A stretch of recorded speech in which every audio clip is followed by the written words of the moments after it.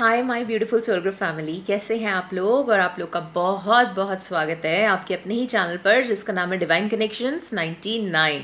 और मेरा नाम है Varnika. Thank you so much for joining me again guys. आजकल मुझे बहुत ज़्यादा इंस्पिरेशन आ रही है, may be because of Navratra time, feminines पे वीडियो बनाने की। तो बिकॉज मैं खुद भी अपनी ट्विन फ्लेम जर्नी पर हूँ, एक डिवाइन फेमिनिन हूँ। तो मैं अब आने वाले टाइम में थोड़े बहुत वीडियोस फेमिनिन एनर्जीज़ पे ज़रूर बनाऊंगी। तो उसी में से एक छोटा सा वीडियो है जिसके बारे में हम बात करने वाले हैं आज, कुमारीज़ के कल्चर की।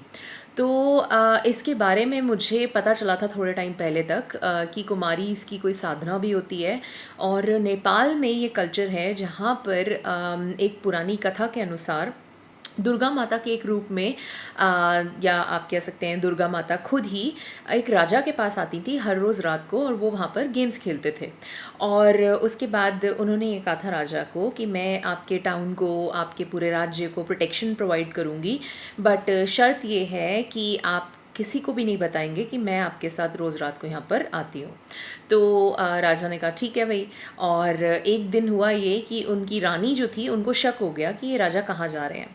और फिर जब वो पीछा करते करते उनके उस महल के कक्ष तक पहुँची जहाँ पर उन्होंने देखा कि दुर्गा माता बैठी हैं, वो खेल रहे हैं उतने उस रूप में।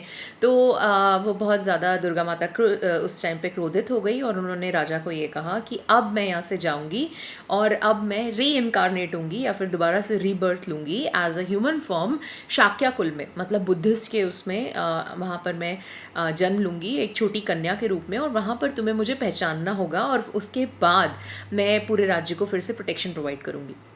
तो ये एक मान्यता उनकी है नेपाली कल्चर्स में, जहाँ पर उसके बाद से अराउंड 150 बुद्धिस्ट फैमिलीज़ हैं या ऐसी फैमिलीज़ हैं जहाँ से एक कन्या चुनी जाती है और उनको कुमारी बनाया जाता है।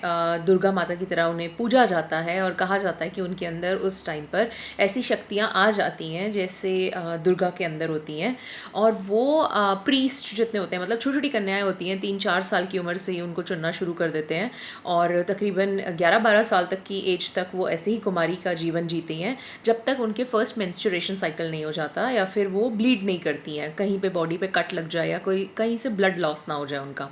तो उसके बाद वो फिर दोबारा से एक कुमारी कन्या चुनते हैं और उनको उसी तरह से पूजते हैं।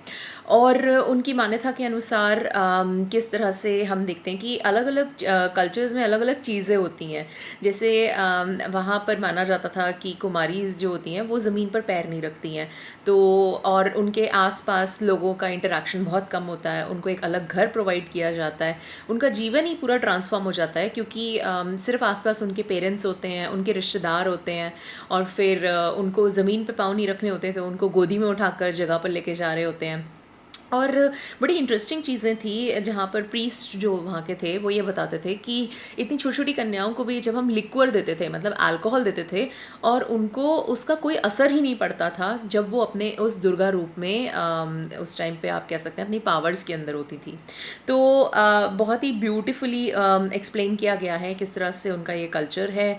और उसके बाद उन्होंने ये सिग्निफिकेंस बताया था कि ये एक सिग्निफिकेंस है ह्यूमन का एक डिवाइन के साथ कनेक्शन का, जहाँ पर आप अपने ह्यूमन बॉडी में आप डिवाइन पावर्स को महसूस करते हैं।